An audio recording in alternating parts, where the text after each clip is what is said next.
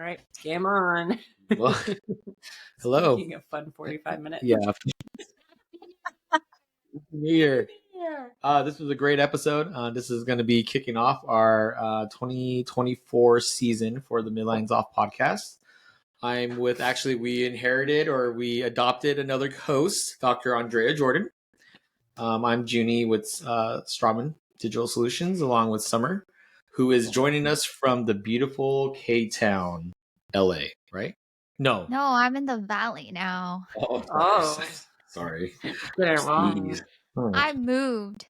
Why'd you move for? For the guest room. Oh, for the guest room. Yes. Oh, that makes sense. Called an upgrade.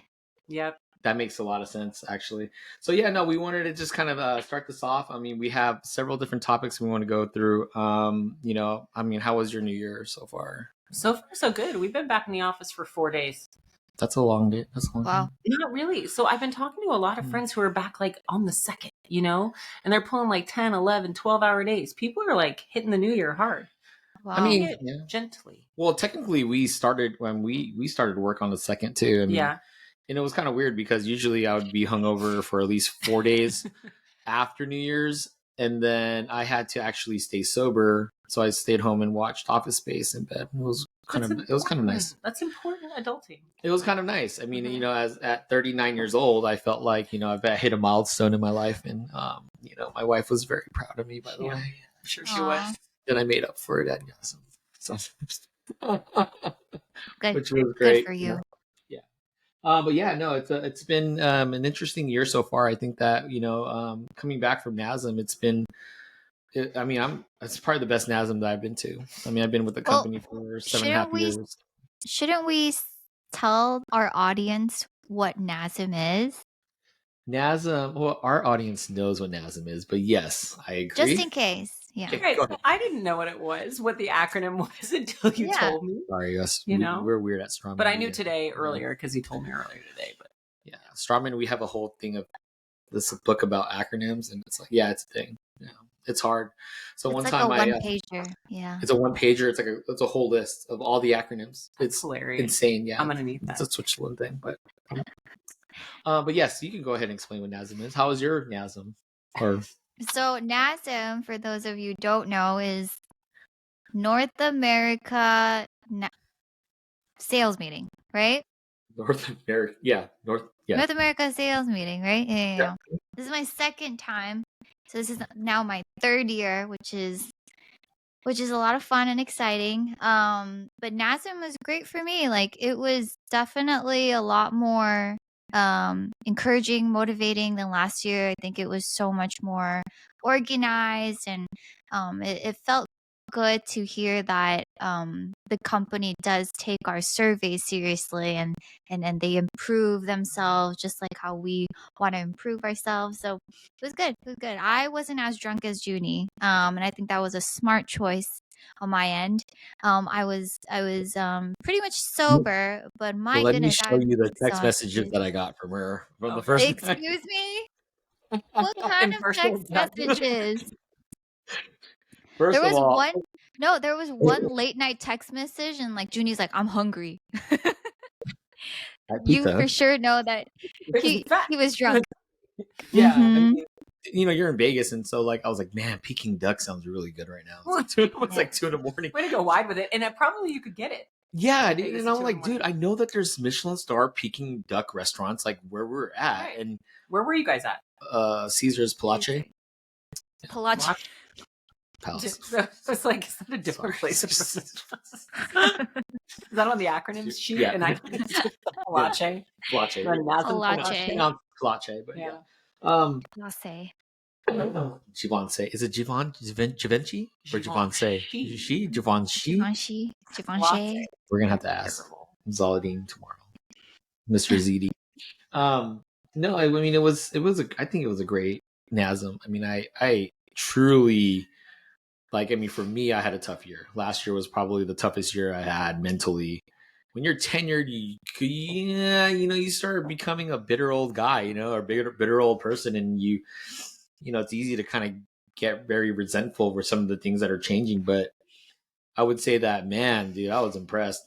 I was sincerely impressed with like, man, they listened. They literally listened to a lot of the stuff that we were giving feedback on, and they made actions. Like they the swag. Dude, I'm all about the swag. It's and really good swag. Yeah. It's it had sweatpants too. Really? No, I didn't wear it. Oh. Yeah. I went home with like a brand new jumpsuit, man. It was That's cool. super cool. Yeah, and apparently there's shoes on the way. Like green. So all the trade shows, we're gonna be in our jumpsuits. That's super cool. Yeah. I'm like, dude, this is amazing. No more suit tops. We're gonna look so hip and like modern. We're gonna definitely stand out. But it was good. I think content wise, IXL is gonna be a big launch this year, and knowing IXL, I kind of explained to Dr. Jordan. Yeah. I mean, basically, it's one connection size, the torque fit connection that's going to be applied to a BLT type implant, tissue level type implant. But the BLT is actually going to get improved with obviously more, the double helix edge, right, on the design of the implant. So there's a lot of different things that I feel like it's a big launch. It makes seem like from the outside, like, hey, initially we're like, oh, they're just trying to put everything under, to simplify the portfolio and put everything under torque fit. But I think once we start launching the IXL workshops and people understand how impressive the torque fit is from a clinical setting and from a bone maintenance setting, I think it's going to be, they're right. I think it's going to be one of the biggest launches that we've ever had. So we're really looking forward to that. Smile Cloud, that's going to be our bread and butter this year. And I want to add scannable healing abutments. Like, I'm really excited for that. It's not coming out yet, but it's coming soon. Yeah. Scannable anatomical healing abutments. Yes, Get that right. Yeah, anatomical. Yeah, so these healing abutments are like tooth shaped, and then basically the surgeon puts it in, and all you do is scan outside. That's great. Yeah, when are those happening? Do we know? To be determined. Yeah. Straumann's. They're making sure that everything is like perfect before they all launch it, obviously. But it's been obviously in the. There's a big list of things that are coming out. This is probably the most. They say like this. There's like how many launches this year? There's a ton. Yeah. And so they're trying to manage all that right now. So they're doing a great job, in my opinion, because there's a ton of stuff coming out, which is cool. So, but yeah, saying Smile Cloud, I think the way that education is going to be rolled out, the way that I can collaborate with the dental team, go with the surgeons, for you, that's huge. We've learned that there are laboratories that are using Smile Cloud for mock-ups on pro arch cases and applying that to the surgical guide. So all the stuff that we have in here already, the printer, the scanning, and all that, and the software, man, it's going to help you drive treatment or just kind of expedite that process, because now you can control that. Right. It doesn't, you don't have to send it out to a lab and wait for them to do it. You can control that. And what's cool is obviously the surgeons that are adopting co-diagnostics, you can just send them that information. That's what I was going to say. I feel like it's going to make it easier so that it's not on the restorative doctor to always do every single step. Like the surgeons who are adopting this stuff, like they're able to really take the reins, do it, and then get it back to the restorative doctor, which is great. So that's going to be the next part about it for us. I think it makes it easier for someone like you 100%. To drive the treatment plan and be collaborative on a portal, right? So dude, this Smile Cloud is amazing. So basically what you can do is they can load like the cone beam, you can load your STLs, your photos, and it like basically puts it into their like little database and it kind of merges everything in there. So it's kind of interesting to hear that co-diagnostics is eventually going to become somewhat cloud-based, right? And that's the next step. And so it's going to be really cool when we see all that stuff. But I think that printing for GPs and certain things, it doesn't make sense. But I think with Smile Cloud, it makes more sense because now there's different like a bunch of different cases that you can apply the printing to, right? Like cosmetic cases or whatever it is. You could print models, do matrices off those models. Like all of a sudden, like that workflow was so complex, right? So you have to go DSD, which is a very expensive program, or whatever from Coachman, but it's great. Coachman, they've been doing it for years, but now it gives everybody that technology. Dude, it's $70, $35 a month. Yeah, it's cheap, right? And so it's web based, so you could be anywhere and work on your cases, which is awesome.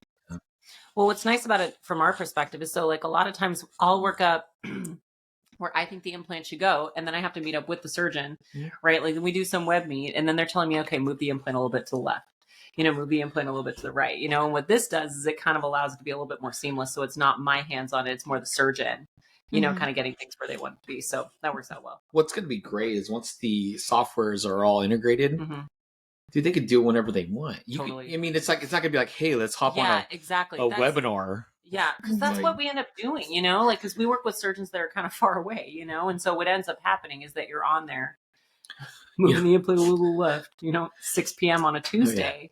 Can you move it? Kids eating tacos in the break room. 0.2 millimeters to the. I'm like, damn, 0.2 millimeters. To the left? Yeah. Yeah. That has happened. It's happened. No, it's the truth. No, it's reality. But you know how I'm pitching it to our specialists? How are you pitching? I'm like, tell me your pitch. Like how often do you have these referrals that just want to just eat up all your time at the end of the day with these webinars, and they want to go over treatment? Like this gives them the tools to give you exactly what you want, and you can give them exactly what they want. You know what I mean? Because the information is transferred seamlessly, right? And so that's a big thing for me. Like I think that's going to be huge, right?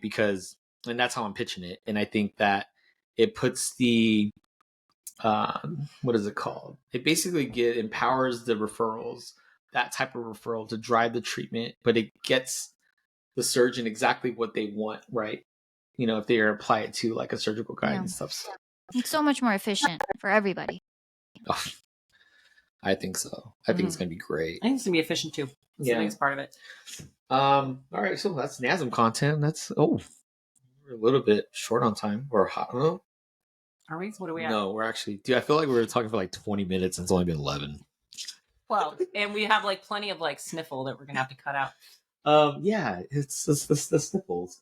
So yeah, I mean, I think, after our first kind of trial or first episode 1A or 2A, or what was it, 1.2 and 1B, AB? We gave them all sorts of fun names. So we wanted to kind of, I guess Dr. Jordan, I have a video of it, but she just purchased an iCam, so now we'll get some good content, right? Nice. As far as she's been doing it for so long, but what she introduced to me the other day was the Lattice screw, the Vortex screw. And my mind's like blown. And so I reached out to a bunch of TMs. I mean, we're not going to get into it today, but it's something that, man, I'm going to look deeply into it, because that screw seems like it kind of fixed a lot of the issues that people were getting from rosin screws. Right. And we had all those issues with rosin screws.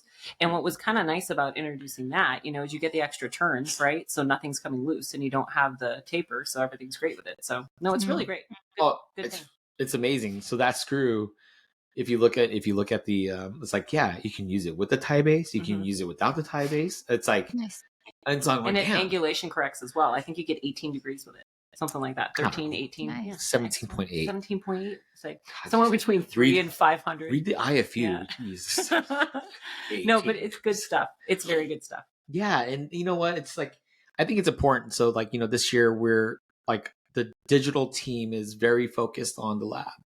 And I felt this way for the last 2 years. It's like we have not leveraged or partnered with our labs. As soon as we made this jump from lab reps to digital reps, man, we just sort of kind of lost our ways with collaborating with labs and keeping them, up to date with certain things. And so, I mean, then you start learning about this stuff and it's like, man, this is the stuff that you miss, because it's like knowing this information, even though like, yeah, it's not like necessarily a strawman validated thing, but man, this could really help people like change the way that their practice, runs, right? With full arch. And so I think for me, it's not about selling product or selling, whatever that I have, but I think sometimes it's always important to know what's available and what works, because that's the problem. And that's one of the things that drove me to do this podcast is, dude, like how much, like we're watching people to experiment.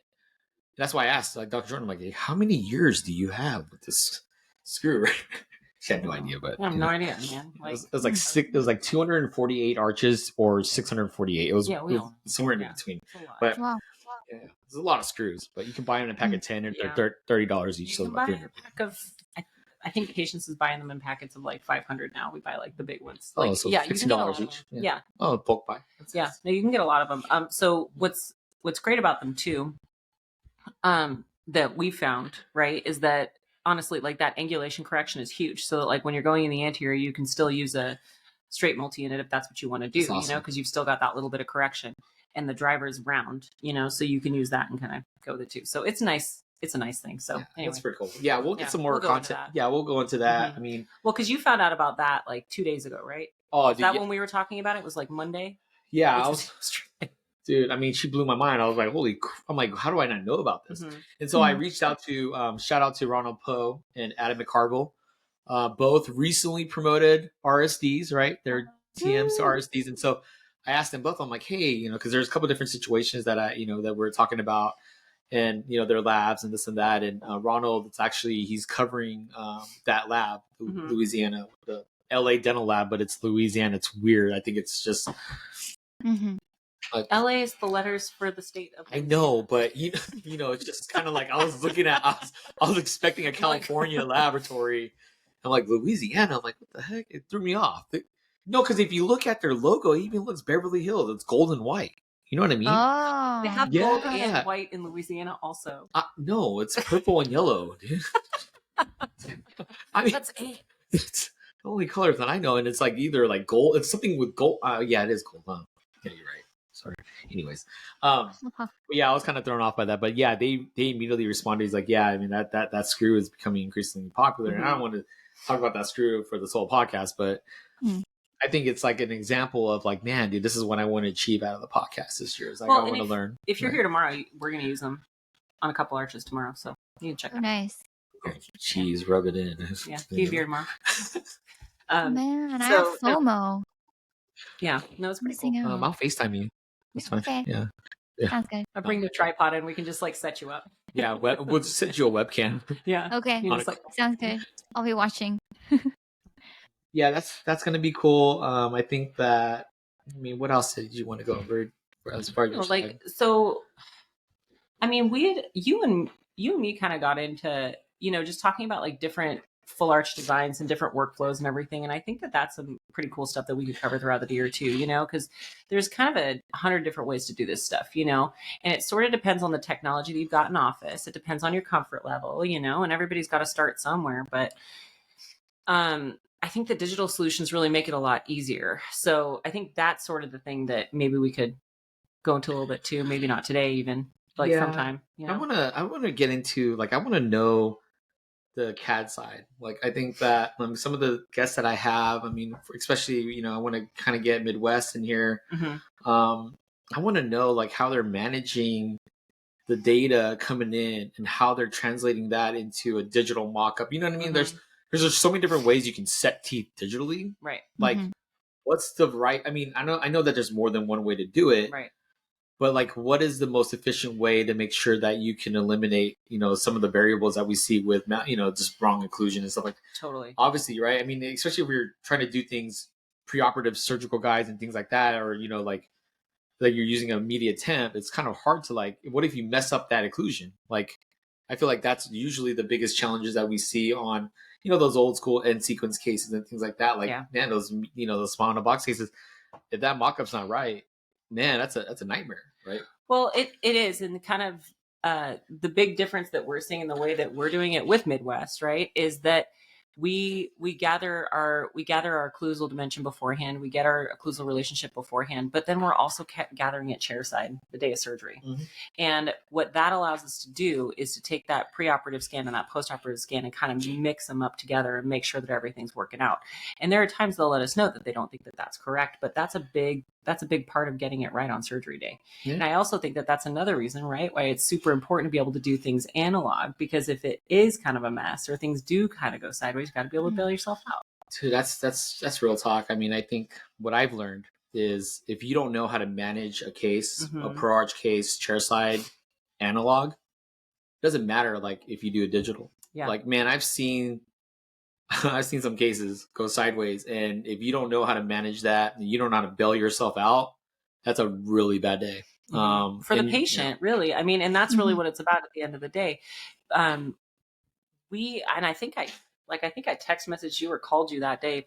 Like we had one guy where he showed up, and some company that will remain unnamed sent us the wrong parts, so we had multi-units. I don't know what company. We had multi-units. We didn't have multi-units for half the implants, like they sent us the wrong stuff for half the implants. And so I had to go direct to fixture on a bunch of them, which means that you have to use tie bases. It means that you have to use, temporary cylinders. You've got to use all that kind of stuff. So we had that stuff on hand. We were able to make it work, and it was a bummer, but you have to be able to do that stuff and bail yourself out and kind of make it work both ways. So I just can't imagine. And you get the phone call afterwards. I just can't imagine going direct. I mean, there was a period I remember where people were like, no multi-units. Yeah, I remember. And I'm going, and I'm just like, do you know, like you do alveoplasty, you do bone reduction, like there's a significant amount of tissue there, and you're gonna go direct to fixture, like, dude, people are so weird. I mean, I remember it was frustrating because people were like, there's different gingival heights on multi-units, right? And people were so worried about the clearance that they always go the lowest one. I'm like, why are you making it so hard on yourself? But now it's like, it's great to see that people are like, no, multi-units, everything, bringing it like right at almost at that tissue level a little bit, maybe sub a little bit. Like how much sub do you go on your multi-unit? Depends on the day of the week, right? Like, so honestly, because like when you have a patient show up and they're sutured and you can see that they're a little bit puffy already, like you got to kind of look at it. Yeah, you got to go a little bit more. And it's kind of one of those like, game time decisions that we make. But same thing with the nose and the midline. Just move around. Sorry. But yeah, He's gonna cut that question out. Yeah, sorry. I will cut that one out tonight. Yes. No, but I mean, dude, it drove me nuts, man. Like I remember like sitting there chairside and people refusing to use multi-units because, I don't like that screw, it's too small. And I'm sitting there going like, dude, how are you gonna seat this restoration? Yeah. Like, you know what I mean? And I think that it was like, oh yeah, it's stupid. Why were you gonna pay all this money for? I'm like, I don't know, man. We talked a lot about that at GNYAP. I was there with some friends from residency actually, and like one of the things we were talking about is that when you take it to multi, and you've taken it from an internal hex, right, to a hexless external connection, which is kind of nice, right? Like it gives you a lot of mobility and a lot of freedom. And even if you just go straight, you're still getting a little bit more play and a little bit more, I don't know, you're just getting a little bit more of a passive fit. So that tiny screw is still doing an awful lot, and you're still getting a really nice fit that is a lot easier to work with than going through that huge tissue cuff. Anyway. I don't know, man. I've seen some really bad cases with the occlusal screw, so I get totally. It. I mean, if you don't know how to handle that little small screw, I mean, you hear about the ones where people are like inhale it and then they have to go to the ER because but that's 100% avoidable. Like you don't have a throat pack. You can pack that 100% of the time. I mean, that's an easy one. And then like you and I were talking, so and I was like in the gym, right? And he's all, well, I've heard a lot that those screws break. And I'm like, let me finish my set. I have thouts on this. Like, it was one of those things. And it was like the muscle emoji, like times 5. Yeah. I'm like, what, you got 5 sets left? I mean, what does that mean? I'm like, give me a second.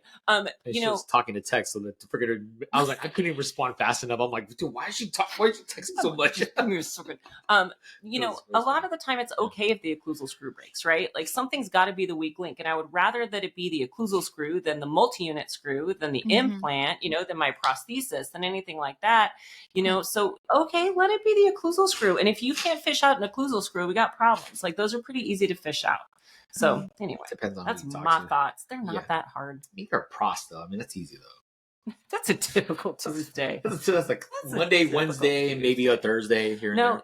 What I find is that they typically don't work Monday. I don't work Monday. They typically break when you've got something that's sort of a misfit anyway. So if you've got a really nice passive fit to start with, and all of your screws are engaged and tightened, and all the way down, you're in good shape. And if you start to have loosening, you catch it ahead of time. Good for you.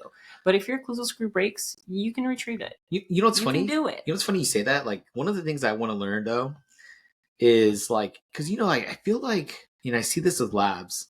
Like back in the days, you go verification jig. There's all these steps. Yeah. And you make sure that thing is passive. But then you look at the way that people do these verifications. I'm like, dude. What?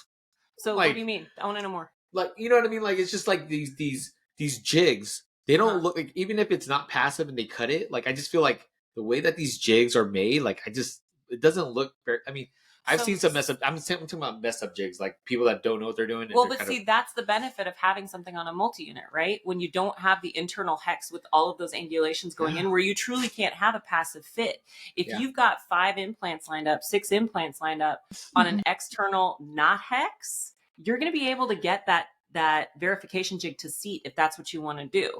And that also is kind of one of the fun parts of doing an analog prosthesis, if you think about it, right? Because if you've picked up all those pieces in the mouth, if you picked up all those cylinders, or you picked up your tie bases, whatever the heck it is you're using that I'm not using, once you do that, guess what you have? You have the world's best verification jig, right? Because that patient's been wearing it for 2 months. They've been walking around with it. They haven't been having any issues with it. The screws haven't been loosening. It goes in passively. Everything's good. You have the best verification jig there is. But that's what I'm saying. Like it's like when I look at it and you're not in full arch every day, okay?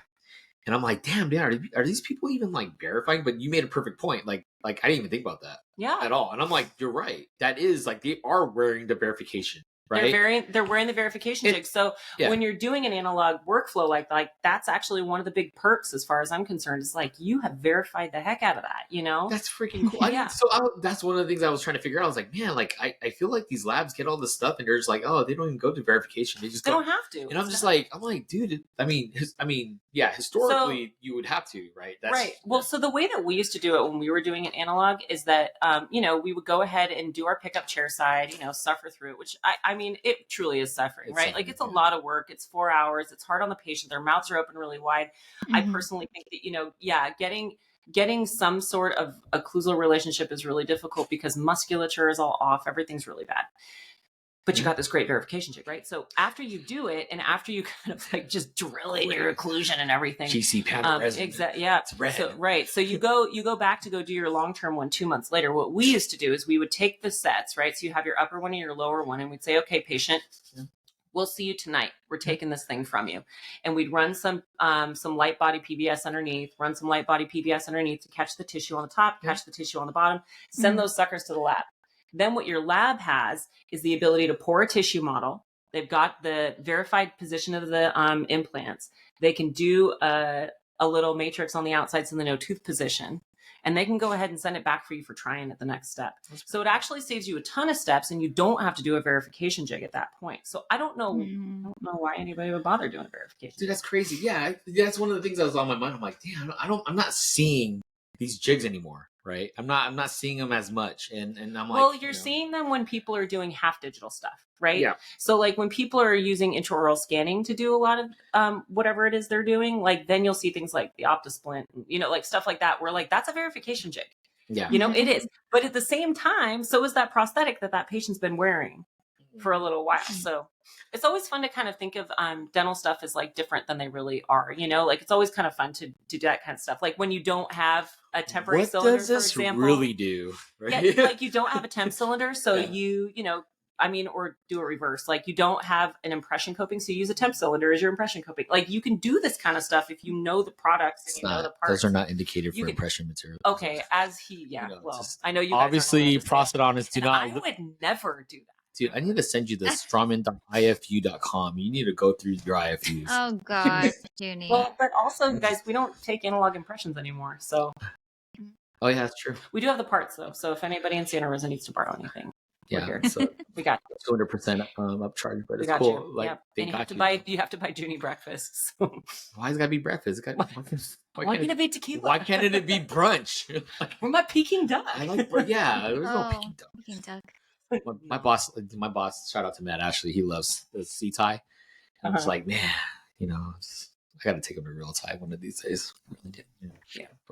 But shout out to Autumn Shoemaker. We're actually we're trying to get Autumn on here from OptiSplint. We all wanted to learn more. Yeah. Summer got to meet her. That's going to happen. We got to do that because I think that's a really cool product, and I think it's a nice thing for people who are who have an intraoral scanner, and don't have photogrammetry. Like that's a really cool way. That's a really cool workflow. I feel like it's like if you had a first aid kit for full arch, like that should be something that's in your first aid kit. Totally. Like, in my opinion. But it's also like that's a great little step, easy step to take to make sure that you're just doing everything right. It's a great thing to do. I think it's great to bail you out. I mean, if you just are short on this, 100%. yeah. It's like a good system to just have laying around because you just never know when you'll need it, right? Yep. And so I think that'll be cool. I definitely need to have her. Yeah, I mean, we just couldn't. Just wasn't going to work today. It was hard. I mean, we were trying to do like these episodes at the last month of the year, and it was just chaos because my mind was there, work was here, and I just did not want to come together. It happens. It happens. And I was like, and here we are. Yeah, this is great. I don't know. Well, speaking of full arch, sorry, go ahead. No, go ahead. Go for it. Well, speaking of full arch, I wanted to follow up with Dr. Jordan here on Let Them Shine. Like, did you ever get to submit your patient's case? Yeah. Oh, we actually. Summer, you are just reading the room. Jeez. Wait, the valley. She's reading the guest room. No, she's at the guest room. That's a nice guest room. It's bigger than my room. I'm so excited. Oh, is that why he's coming? We've identified a patient, and he's very deserving, super awesome patient. We're super excited about it. Yeah, and so we should have a workup this week, and then once we have the workup, then we're gonna have Dr. Jordan submitted. But shout out to Dr. Kenneth Wong in Rockland. Ken Wong actually is someone that I've been working with for a long time, and he agreed to collaborate on the surgical side to do the implants. So King Oral Surgery out of Rockland. Yeah, shout out to Ken. Thanks for getting involved. I mean, it was cool because there's all these different moving parts, and shout out to HDL Partners, which is a dental lab. They actually are gonna pro bono the arches, and so super great. Wow, it's kind of cool because historically we would pay the labs out, but instead of paying the lab out, we can keep that money for other patients and they're just gonna donate the zirconia arches, which we're looking at too, right? And usually that's a significant amount of money. So shout out to HDL. That's awesome. Yeah, hopefully this kind of all comes together at the end of this week. But Dr. Jordan was freaking out. She's like, "Oh, you sure they know how to do this? They know how to use my screws. You sure they know? Do they know what a lavis is?" You guys are so funny. Like, yes, that's a lavis. I'm like, yes. They're like, God, you're a lab. Do they know what zirconia is? Do they know? Oh my gosh. It's not a PFM. Is it a PFM bridge? No. Oh gosh. They're not using UCLA, but it's our. My diva tendencies. I know. I'm like, dude, I got it, man. They're real. The struggle's real. I know. Okay, but yeah, that's gonna be awesome. Summer, you're gonna we'll get you on the tripod for that one too. Yeah, you should probably. I mean, if you should fly up for that, you should fly up. Yeah, I would love to. That was worth it. When is it? Yeah. We don't know yet. We don't know. Yeah, we'll let you know. Very busy. You need to give me 2 months in advance. Oh gosh. Very busy. Someone got very diva right now. Scanners this year. Sassy. Oh, stop it. Yeah. Blooper reel. Yeah. So,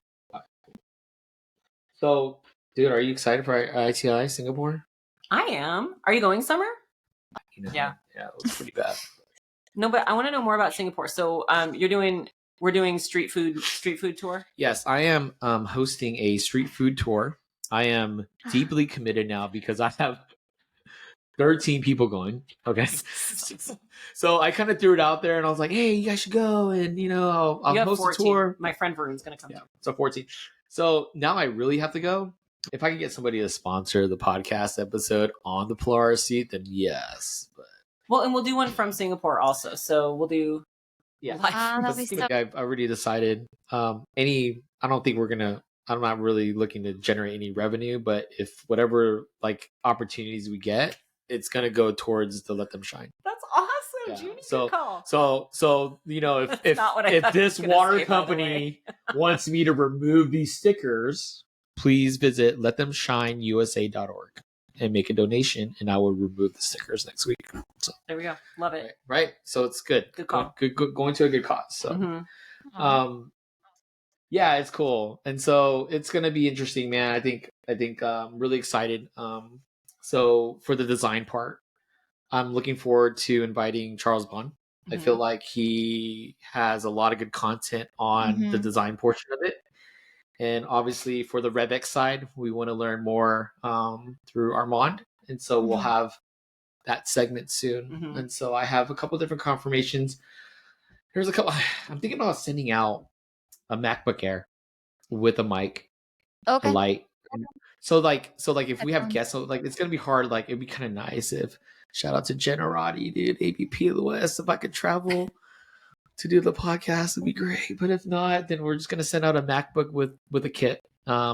Because I want to have all these different guests on, and it's obviously traveling there is probably not going to be approved by Matt Ashley. Shout out to Matt, but he was a little upset. Yeah. Well, anyways, I like to eat when I travel, and so peeking that. And Matt's not really an easy person to get mad, but you've managed. I could do it. Yeah, you've managed. Just like your friend Tess. Yeah. Not Lisa, the other girl. Christy. Like, I got, and you're like, out of everybody, you got her upset. Yeah. You got Christy. Yeah. Well, briefly. What'd you do? So she was about to scan the document. I pulled the document out to look at it. And Lisa was like, "Wow, Judy found a way." Because we've actually said that the whole time. We're like, she's a very good yin to our yang. Like, Lisa and I are both like, hot fire, like straight to 60, and Christy's so calm. Yeah, so she's chill, and then she's so chill. She gave me this look to do it. She gave me this look, and I'm like, "Oh, my bad," and I put it back in the little scanner thing. Lisa was like, so foolish. Lisa was like, "Wow, I didn't even think that was possible." And you did it. Yeah, real proud of you. Yeah, I found my ways. I guess I don't know. I have that effect on people. Yes, you do. I know you enjoy it. You love annoying people. It's like, no, I don't. Yes, you do. I can see it in your eyes. You can't even see my eyes, dude. That's false. That is true.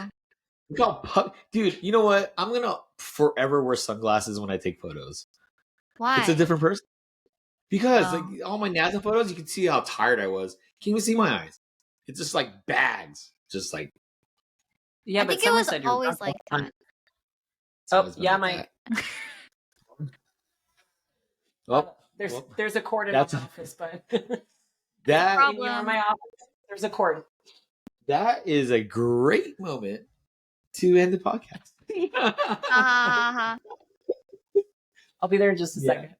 So, we definitely are going to have a few guests coming up. And then if there's anything that you guys want to kind of hear about, I mean, I think that, just feel free to reach out to us. But we're looking forward to a great 2024. Well, Dr. Jordan, did you get to, I see that you had some second take wishes. Like, were you able to, talk more about that today? I don't even really know that we knew where we were going to go with that. What is cutie? Where is the cord? Okay. Yeah, so you're going to go down the hallway, take a right, go all the way to the end, take a left, and that's my office. Never going to find it. It's never going to find it. It's going to be back in 2 seconds. Way too many instructions. Yeah. Go all the way down. Yep, go all the way down, buddy. You know where my office is. Oh my God, it's so funny. But yeah, I should have predicted this. No, he's a good one. But I think, a lot of the stuff that we covered in the first episode, because we never, we don't listen to podcasts, the two of us, you're the podcast vet, so we're kind of figuring out how this works. So we'll cover more as time goes on. I think there's just so much to talk about, and there's so much cool stuff. And I'm doing a presentation down in Marin next month. And a lot of it is just talking about different ways to do this, different ways to incorporate full arch into your practice, because there's such a need for it. There's just so many people who could benefit from this.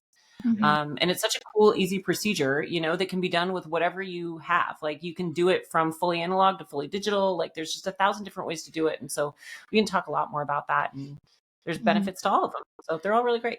Yeah, I think for us, it's going to be, really cool.